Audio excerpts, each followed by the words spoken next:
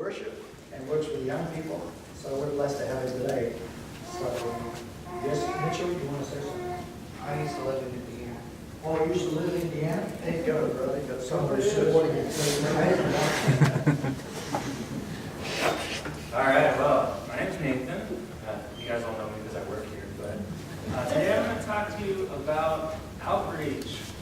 So I want you to think of this as more like a training session rather than a traditional sermon. So you have just joined the Jedi Outreach Training Academy. All right, so I'm not an expert. I'm just learning about this. I'm just getting my feet wet. And so I'm going to impart to you some of what I've been studying from other experts. And I'm trying to get my experience now. So I hope this will bless you this morning. So you guys are all pretty familiar with the Great Commission by now.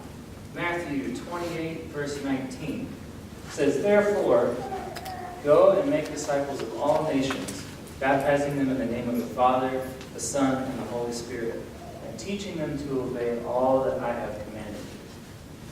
So the question today is, how do we make disciples? So I don't know about you, but do you ever read this and wonder, how do I actually do that? Is this like really general and confusing?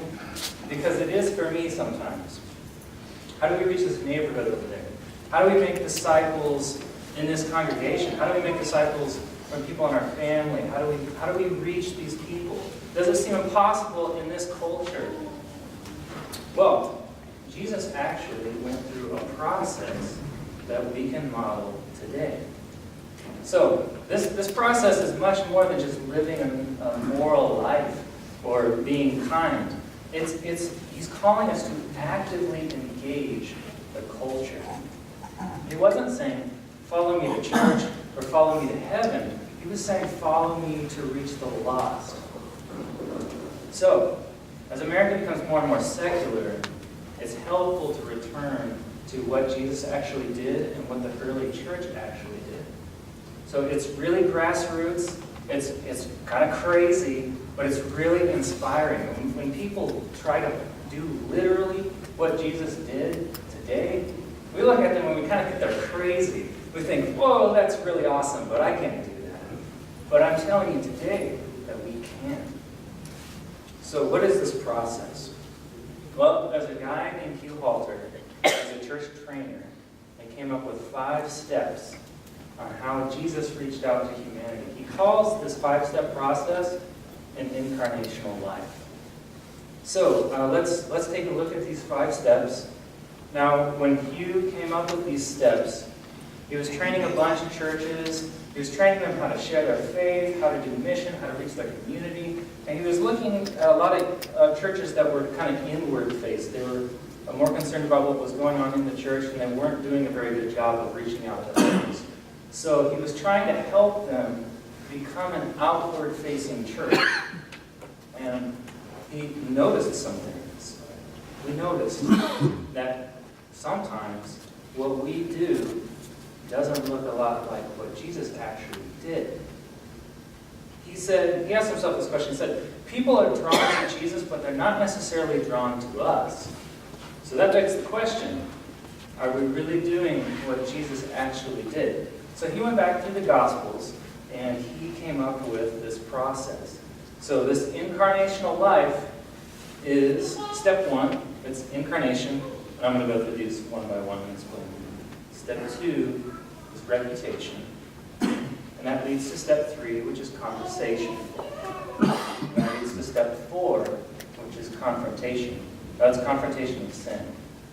And that leads to step 5, which is transformation. So I'll break these down one by one, but what you noticed was the most common problem that a lot of the churches he was working with had was that they skipped steps 1 through 3. A lot of the times in the church we skip down to step 4, confrontation of sin, and we don't do the other 3. But without that, there's no transformation.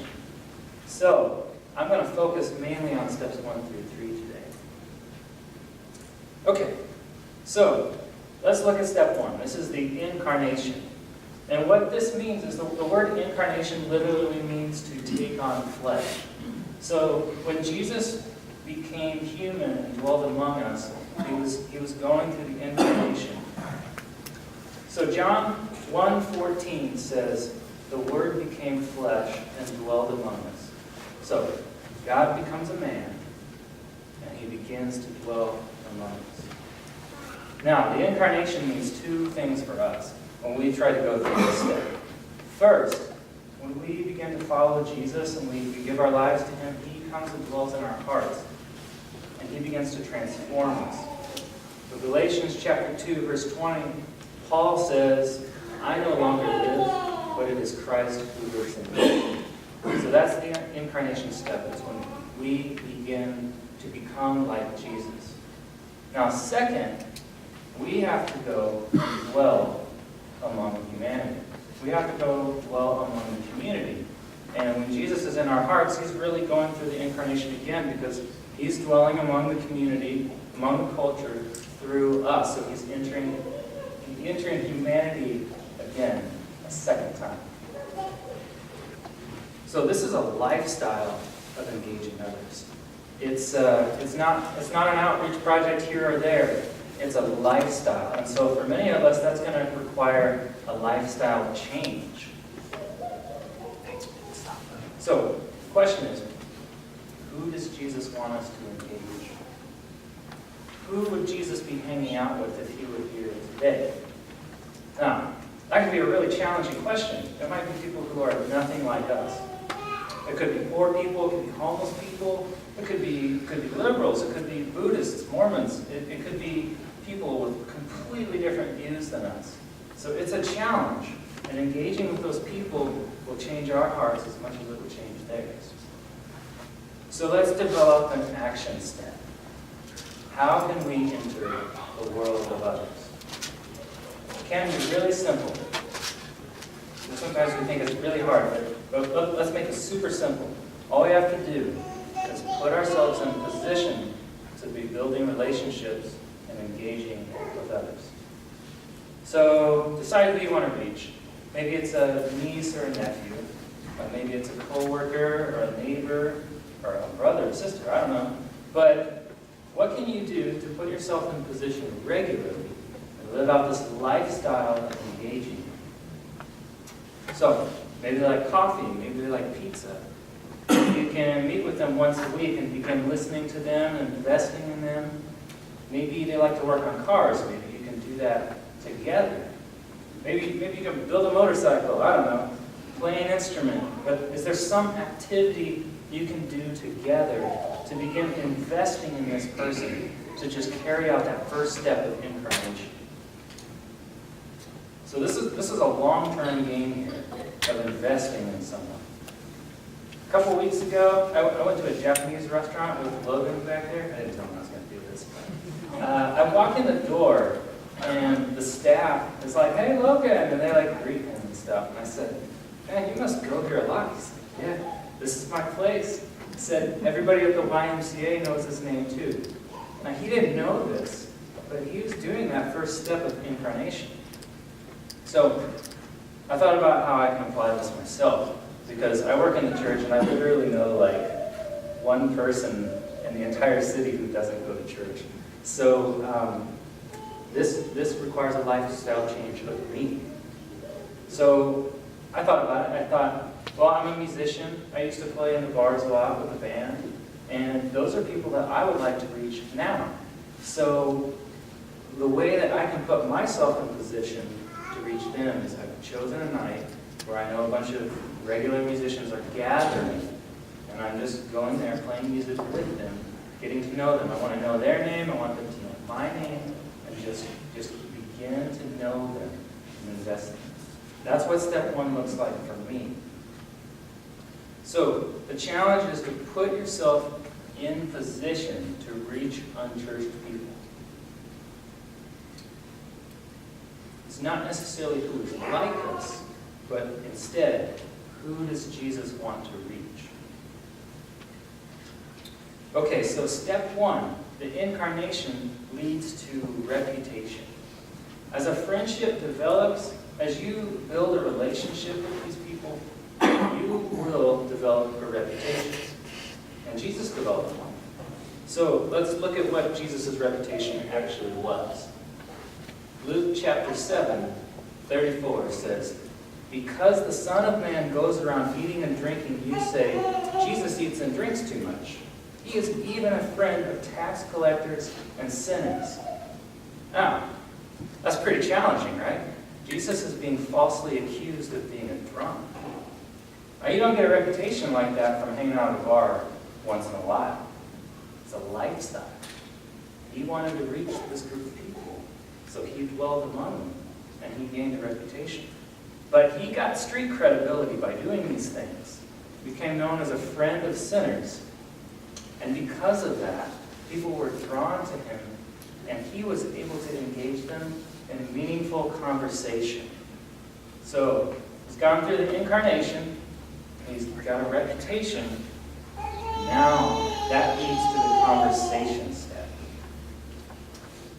So, the first two steps are essential before the conversation step, because they show people who Jesus really is before we even start talking to them about him. They build trust. So, the conversation step presents a lot of challenges. When you first start having conversations with unchurched people, non-believers, there's a lot of wild ideas out there. It's going to be uncomfortable. It's going to drag you right out of your comfort zone. So it takes some grace, discipline. It takes some practice to navigate these conversations. It is not easy. And reaching out to unchurched people, it's messy, but it's awesome. That's where transformation takes place. It's powerful. So let me tell you a story about someone who did this. There's a pastor that I like to listen to. His name's Peyton Jones, and he plants churches in California. He's planted a whole bunch there. And at one point, he was a missionary in Wales. So he was working at a Starbucks, and his boss was like, "Hey, we need to do some more community events here." He's like, "You're a pastor. Can you put something on?" He's like, "Yeah." So this Starbucks was inside of a bookstore. So he looks over at the new releases rack. There's a book there. It's Dan Brown's Da Vinci Code. Now, if you know much about this book, it's a fictional book based on the Gnostic Gospels, which were written a couple hundred years after the Gospels about Jesus. It's actually based, it has a bunch of false teaching in it, basically. So it'll say things like, Jesus had a son with Mary Magdalene. So he thought, okay, well, all these people are interested in this book. I'm going to have a book club. Because although we might look at that book and be like, oh, I don't want to have anything to do with that, a missionary has a different perspective. A missionary sees that, and that's gold, because he can use that to start a conversation about what is true about Jesus. So, he's been working at the Starbucks. He's gone through the incarnation because he's been building relationships with the regulars. So he gained a reputation as somebody they could talk to. So when he threw this book club, he buys some cake and, gets some coffee and stuff. And 40 unchurched people show up. Wales is kind of a hostile place for Christianity, so there's a really small percentage of Christians. So all these people show up to this book club, and they're going through the Da Vinci Code together. And he's telling them about the source material, about the Gnostic Gospels, and he's telling them, this is what's true and this is what's not, and they're all sharing and giving their perspective. And at the end of that study, the people were like, hey, we just finished reading about the Gnostic Gospels. Why don't we read the real Gospels together? So, the club continues, and Peyton says, oh man, I accidentally planted a church right here in Starbucks. So, they continue studying the Gospels together. Now people are starting to get saved. Now people are starting to convert, and they're starting to get baptized. And he thought, well, if we're going to have a church, then we got to go somewhere where we can have worship. We got to have music and a building. So he ended up doing a formal launch. They got a place they could meet, and they launched the church. Now, something interesting happens at this point. They had a group of completely unchurched people, new Christians, and when they launched, some traditional Christians came in, untrained to work with non-believers. So their attendance like doubles, and he's like, whoa, this is amazing. But then something started to happen in the discussion groups.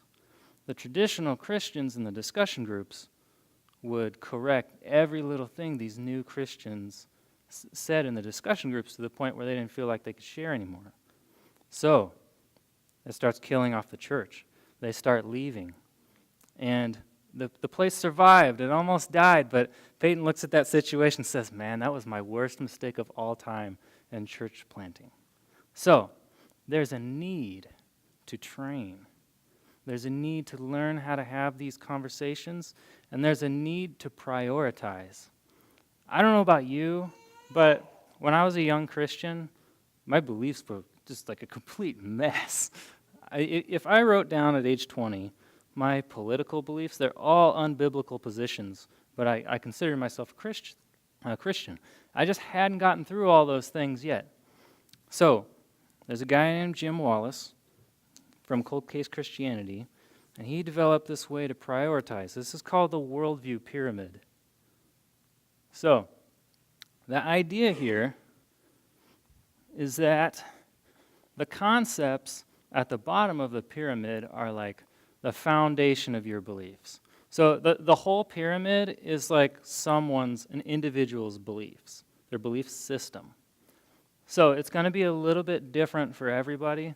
Some of these things may be in different spots, but the idea is that the things at the top of the pyramid are really determined by what's in the base. So let's say I'm talking to a Christian and they want to debate on abortion or something. Well, Jim's theory here is that you're probably just going to go around and around if you focus on that issue. Because the key to the issue is something down here, like, is the Bible true? Is it true today? Was it just written for the culture in that time? So what he tries to do is he tries to move that conversation about whatever's up here down to whatever's underneath that question. So he says, let's prioritize. As Christians, when we have these conversations, let's prioritize down here and take it to the root of the problem. So what about a Christian? What if you're talking to a Christian who holds a non-biblical belief up here? Well, he says the same thing. He says basically, in that situation, you're looking at a Christian who maybe doesn't take the Bible seriously or just doesn't know or just hasn't investigated that issue yet. And I was one of those ones. So I had to go through, is the Bible still true today? Was it just for the culture at that time? So he says it's the same conversation. So what he asks of them in that situation, he says, can you make the case for your position from Scripture? And then maybe he'll uncover that, well, it's actually that they say, this isn't true today. It was only true for them at that time.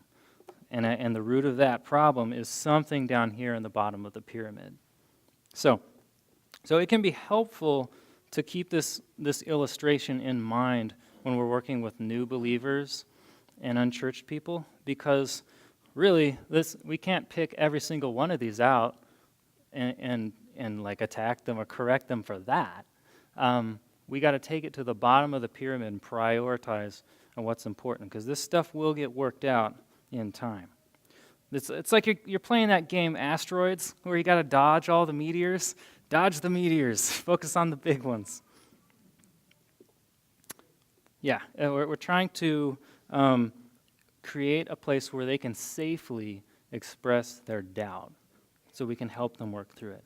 There's a guy named John Montgomery, and he's the director of the International Board of Apologetics and Evangelism.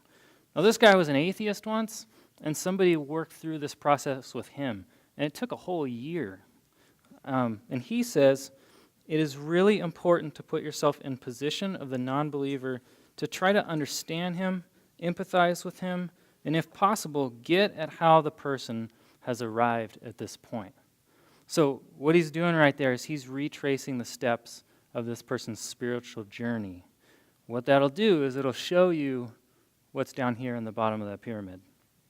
And then he says, if you can't do that, then you're not really in a position to help the unbeliever.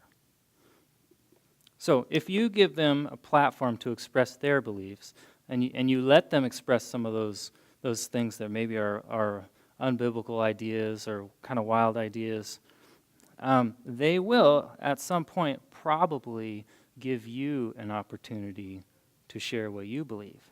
So you're asking them for their testimony, regardless of what system of beliefs they have. And then, at some point, they'll ask you yours, and that is the moment to be bold.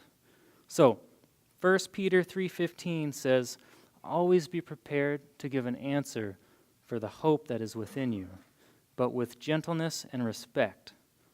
So, Peter is telling us in advance to come up and prepare an answer. Now, this was actually written, this scripture was written to Christians living in a hostile culture. So he was telling them to create this strong answer and deliver it with gentleness and respect. So if I'm working with non-believers and I'm waiting for this moment to share my testimony, I'm probably going to, see, my generation is very skeptical, and we need evidence more than any other generation before. They're very skeptical. And so I am likely to create my answer with a little bit of evidence, maybe historical, maybe science, some personal testimony. I'm likely to try to create a powerful answer with multiple parts. It's deep. And that answer is hoping to invite conversation. So, well, how do you start a conversation in the first place? Let's talk about that. There's a couple approaches. So, an inactive approach to sharing the gospel is waiting for an opportunity to share. But you might end up waiting like your whole life. So, let's try to take an active approach. Now, one way to do this is asking them what they believe right now. Wherever they're at, asking them what they believe right now and listening. That puts you in the listening role and just working through that. So again, this step will usually lead to them handing you the mic, and that's when we need to be ready. So there's a saying in marketing, and it goes like this. It's join the conversation that's already going on in their head. So what marketers do is they identify their target market, and they think, what keeps this group of people awake at night? What do they lay in bed at night stressing over, thinking over? Maybe they're trying to figure out how to lose weight. Maybe they're trying to figure out how to pay their bills. Maybe they're trying to figure out how to have a better marriage, how to raise their kids. All of these things, these are the questions that the marketer is trying to identify. And when they find it, they use that to create their strategy. They want to join that conversation. So we can do that same thing.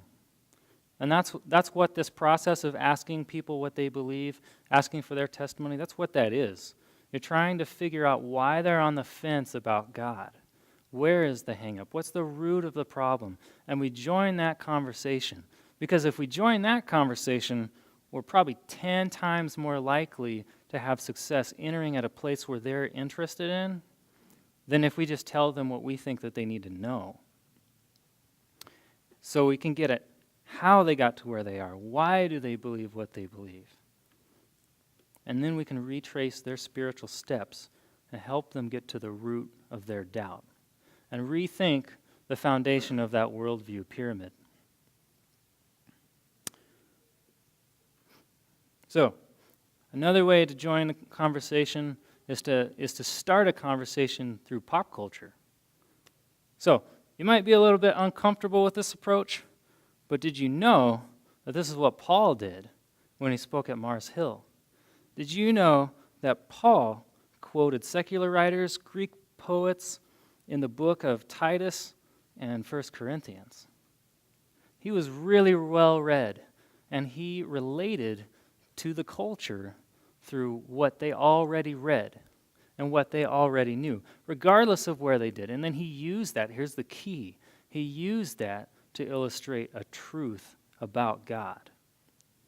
So the guy who planted that church in Starbucks accidentally, when this guy was in Wales, I told you guys Wales is kind of hostile towards Christians. Well, it was difficult to just go up to someone and be like, hey, do you know Jesus? Because in that country, like, you're likely to get punched in the face. And in fact, a guy actually beat him up when he first got there and put him in the hospital. So he learned to walk through this process, build that relationship first. And one of the things that happened when he was over there is The Matrix came out. Super popular movie about two worlds, the physical world and the mind. So he would use this he would just ask people like, hey, what do you think about this movie? And they would use that to move to a place where they were talking about an actual spiritual conversation, about a Savior, about, there being a spiritual realm. And that is how he would get into one of these conversations. So, I'm sure a bunch of you guys, do you like Marvel movies? Ethan's not here because he'd be jumping up and down right now. But last year, a movie came out, Doctor Strange. Now, this is one of the easiest ones I can think of to start a spiritual conversation. Because this movie, the main character, he starts out and he's a naturalist. He doesn't believe in anything except science and what he can measure. Doesn't believe in a spiritual realm at all. But this guy has some hardships and his life gets really difficult and he's desperate. So he goes overseas and he's seeking a way to heal. He's got a hand problem. Well, he ends up discovering that there is a spiritual realm. Now, this movie is based on Eastern religions, but it's one of those things. It's gold to a missionary because they look at it and they say, I can use this to talk about what is true about God. So there's a whole bunch of movies that you can do this with, like Lord of the Rings. I mean, that's written to be a representation of Catholicism. Star Wars. So there's a new Star Wars coming out in 3 months, so be thinking about this one. You can use this approach coming up. So let me summarize the conversation step. There's so much more that I could tell you about each of these steps, but I'm just trying to give you a general overview today. The conversation is about meeting them where they are and being willing to explore their story. And if done right, we'll get a chance to make a powerful case for our faith. So Hugh Halter, the guy who came up with this whole process, says, if you look like you've got an agenda other than loving, listening, or blessing, then your God will look like a conquistador instead of a compassionate king. So if we have modeled and we have gone through the incarnation, reputation, and conversation steps, at some point we're going to find ourselves at the confrontation of sin step. Nothing is going to change you more than interacting with lost people. It will impact you. And if during the process you have not been changed, if you have not developed compassion and understanding for that person, then I would argue that you might not be in a position yet to do the confrontation of sin step. Each of these steps, leads to the next step. And hopefully you've built trust and built a relationship where confrontation of sin can happen at this point. So here's what Hugh says about this step. He says, Jesus shows us there's never a change of mind unless there's first a change of heart. And there will never be a change of heart without a conversation between trusted friends. The less judgmental we are, the more others will feel a healthy dose of conviction. The more we judge, the less they will feel conviction. Jesus never tried to confront someone. They always tended to confront themselves. Then they would soon come to Jesus and they would try to figure out why they felt the way that they did. And he dignified people's journeys enough to let them get into a teachable spot. In other words, a good old-fashioned mess. The goal of confrontation isn't to make people feel bad. The goal is to help people take ownership of their lives and let God reign. So the confrontation of sin step leads to the transformation. Confrontation, it creates tension, and that tension brings about the transformation. But conversation is just the starting point. Conversion is just the starting point. And without the full process in place, all 5 of those steps, there may be no transformation. God designed us to be transformed primarily inside of a community. That's why that relationship is so important, that trust is so important. The first 3 steps of the process create that community and trust. Without the incarnation, without the reputation, without the conversation, all that's left is confrontation. And confrontation in isolation is more likely to repel others than it is to transform them. So, here I'm getting to my conclusion. What I'm proposing is a lifestyle change. Jesus didn't say make converts. He said make disciples. And there's a difference. Jesus could have just shown up and done some miracles and been like, hey guys, I'm God, believe.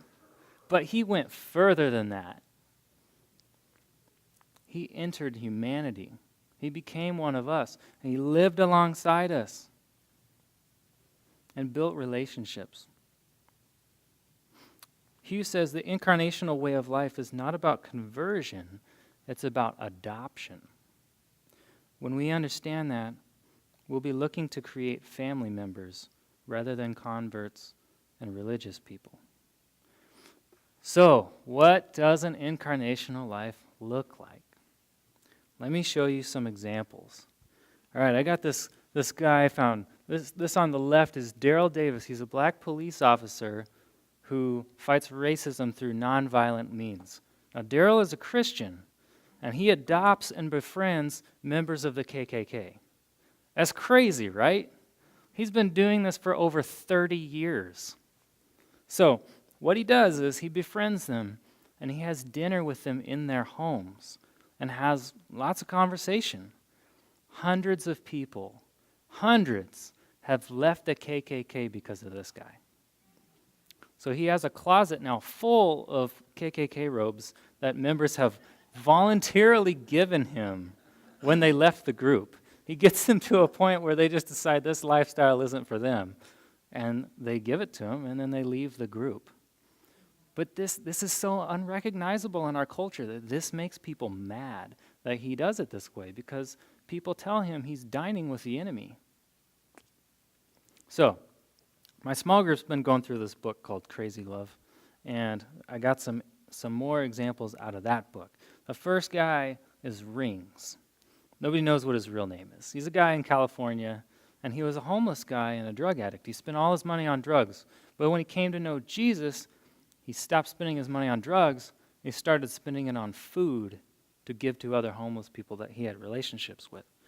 So he actually still lives in his truck. He lives in the cab at the back. And he has personal relationships with other homeless people. And when he feeds them, he tells them that the reason he's feeding them is because of Jesus.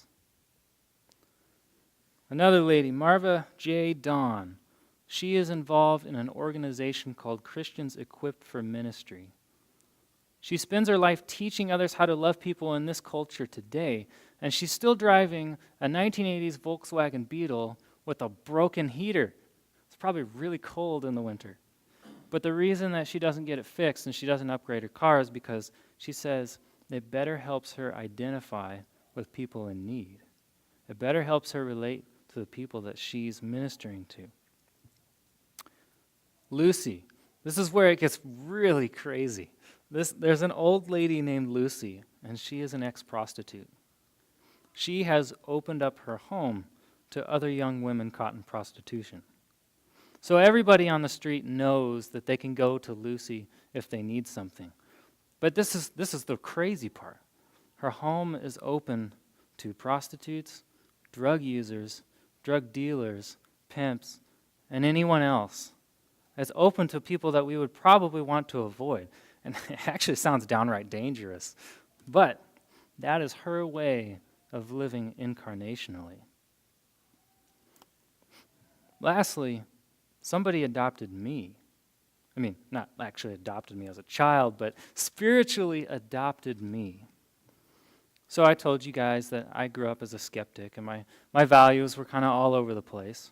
Someone adopted me and walked through these steps with me. They told me about evidence and the truth of the Bible, and they left a trail that I could follow. But they gave me enough room and freedom to explore ideas, and they chose carefully the right things to confront. They did confront things, but they chose the right things to confront. And it took me years. It took me several years to work through this journey. But they helped me become a follower of Jesus rather than someone who just attends church. So I really hope that these examples of normal, everyday people will encourage you and inspire you and help you realize that you can do this. This is a lifestyle change, but it's totally doable. It is really crazy. It is going to drag you out of your comfort zone, but it is so powerful. So, I want you to think about, how can you live an incarnational life? Who are you willing to adopt? Maybe it's homeless people downtown. Maybe it's lost people in your neighborhood. Maybe it's somebody at work. Maybe it's walking through a messy divorce with a friend.